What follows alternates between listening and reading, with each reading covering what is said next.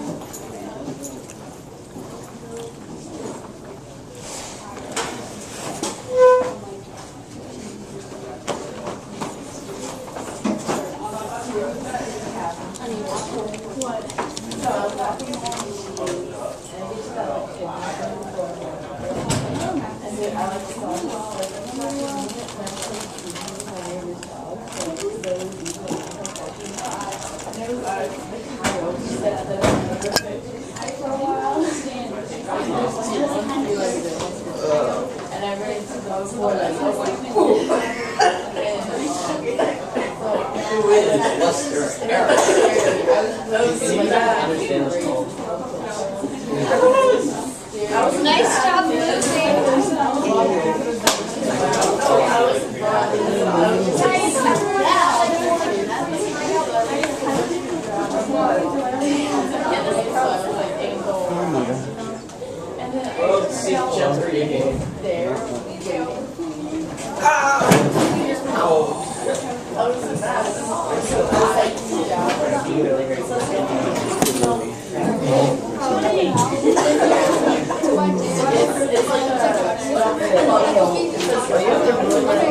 That poem was weird. I drew it and understand. I let it pour over me. I didn't feel it too much. I'm at that time.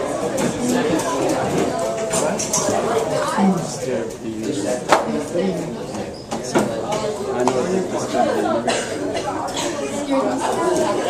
oh yeah, that's not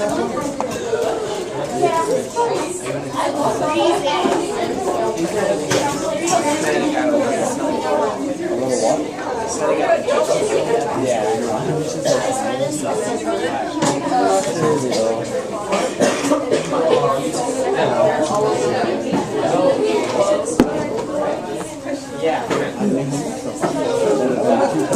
I know, it's like flips up.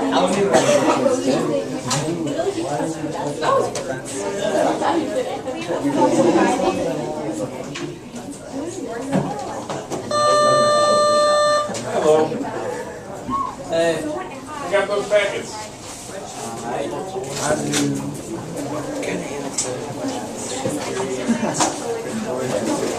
I like read it sometimes in that flow. I didn't put the word yes. Tail definitely did that.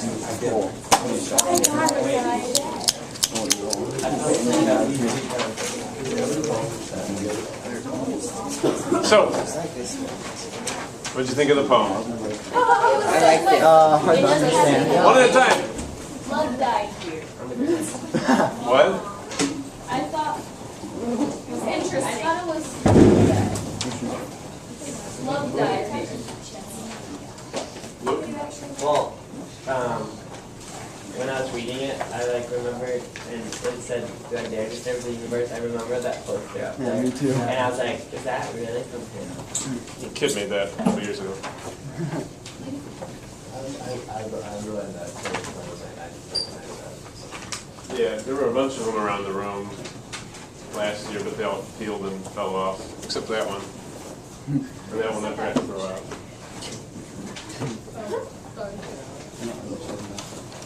Oh, Seen my head grown slightly bald, brought in upon a platter. Oh. Yeah. it was very repetitive. Yeah, it had a lot of. Yeah. In the room, women come and go, talking of Michelangelo. Yeah, and like, there's more, like,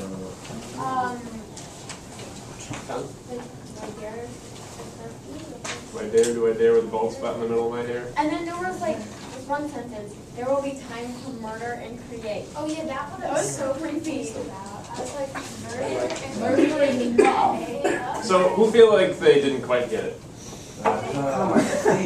It's deep, but like That's all. So, I'm going to give, what we're going to do today is I'm going to frame it in my interpretation, and we'll explore it that way. I think there's a few access points to make it make sense. It might not be yours, but that's the way we're going to go into it. So, I think that this poem is sort of an exploration into a self-conscious mind trying to make a decision.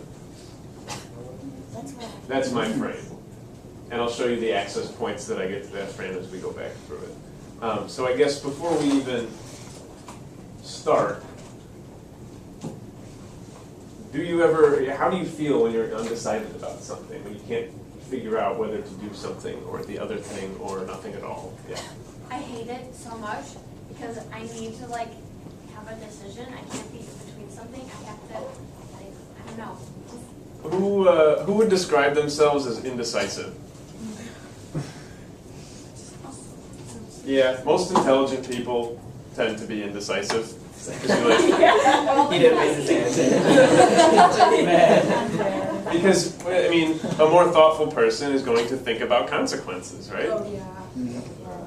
Now, That's not me. there's a good way to do that has you avoid bad things, and there's the other way to do that has you avoid everything. Luann. That's J. Alfred Prufrock here, he's more of the second type. And so let's think of it in that context and see if we can make more sense of it the second time through. Did anybody look up the Latin at the beginning? I was going to, but then I tried to. I was going to, but then I didn't. An old thing.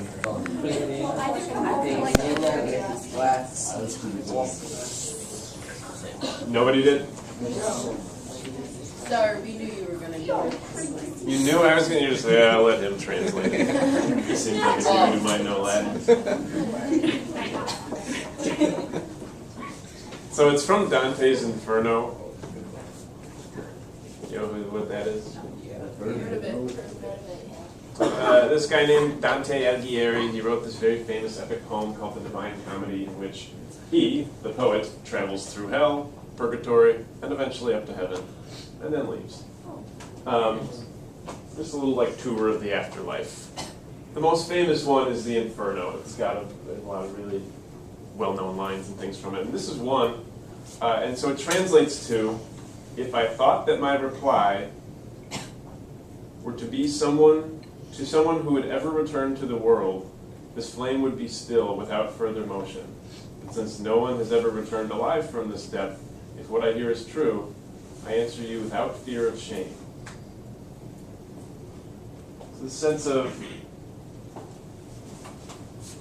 whoever is being talked about or talked to here is never going to engage with the world, with reality, with people, right?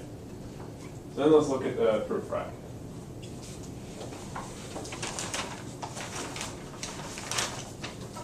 We're going to go this about 2 stanzas at a time and then talk about each one.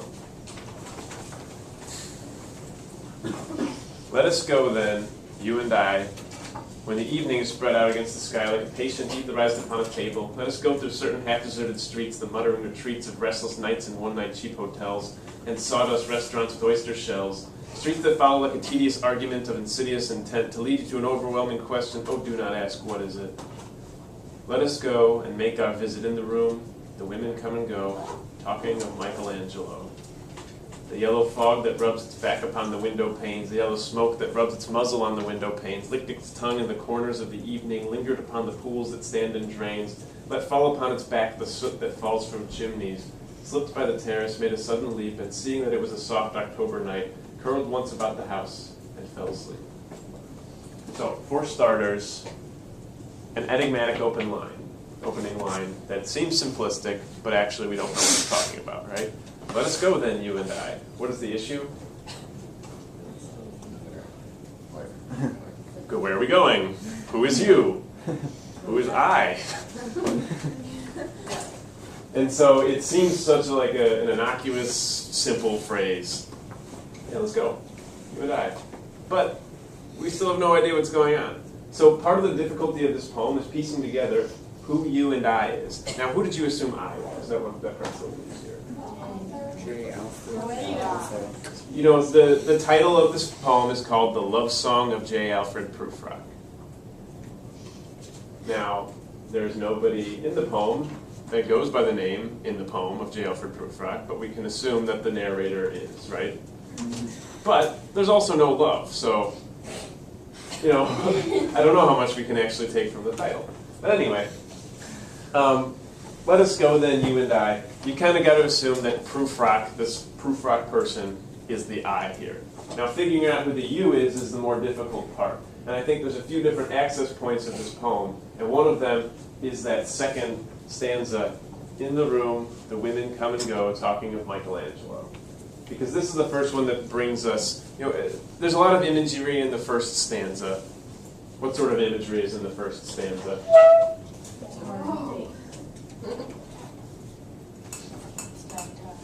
Yeah, evening skies, right? Cheap hotels. Cheap hotels, Restaurant. restaurants, restless nights. In the third stanza, we get something that's sort of another image that emphasizes or parallels the idea of evening skies. Third stanza. There's the October. Yeah, what was that, Melanie? October night. Yeah, it's October. What is the connection between evening and October? Cold. Cold. Why? Because it's October, it's fall. It's fall, thank you. If you're going to metaphorically compare things together, right? The seasons, a 24-hour day, and a human life. Those are all pretty easy metaphors, right? You're born, what season would be your early years? Spring, right? That makes fall. The middle age. Well, winter is you're gone, Yeah. and winter is coming. Someone kind of thank you. Okay. But anyway, you have these two images: the evening skies. It's the end of a day. You see the parallel between those? The end of the day, the end of the year, and then we have a poem that is constantly afraid of getting older. Right? Remember those lines that are going to be a little later on about Yes. growing slightly bald. And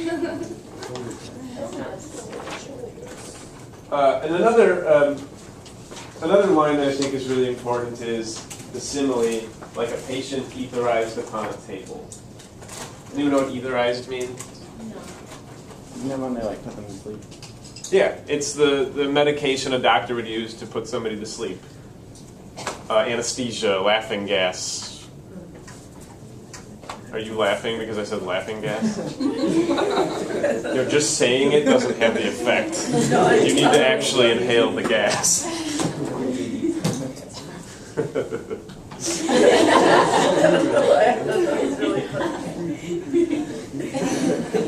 Anyway, so we have the sunset image, And we also have an image of a patient etherized upon the table. What sort of meaning does that connotate to you? What is conveyed by the image of a patient etherized upon a table? How does it make you feel? Like sick, sort of, because like if the patient is like etherized, it means that he needs like something like an operation or something, and so Yeah. Right, but we're not talking about the operation or the sickness. We're just talking about the ether. Annie? Like you're slowly dying, But but you're not, and you have to stay in there longer. think about the ether part of it. Think about being anesthetized. Well, when I think of like Anastasia, I'm laughing at Anesthesia. Anastasia, it just blown out. But that. Then I think about like the whimsical feeling like you're kind of floating on cloud nine, because when you get that, the people who like have it, they kind of don't know what's going on around them. They do because they gave it to them. Well, but they don't. Have you ever seen like what's those called, wisdom tube videos? Oh my gosh. On the thing, Oh, yeah. laughing at the way they feel, and they just kind of whimsical. That's how you get the Don't feel truth out of anything. someone. Right, but we know there's nothing whimsical about this poem. But they don't. What I'm saying is that they don't feel